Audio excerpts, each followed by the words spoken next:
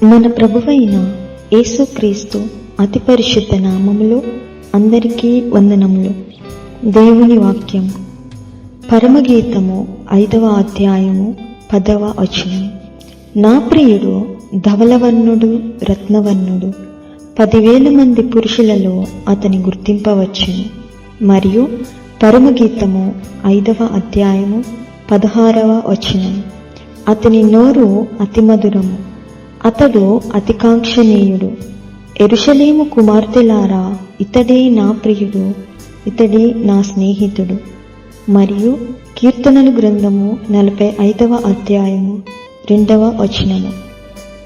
నరుల కంటే నీవు అతి సుందరుడివై ఉన్నావు, నీ పెదవుల మీద దయారసము పోయబడి ఉన్నది. కావున దేవుడు నిత్యము నిన్ను ఆశీర్వదించును.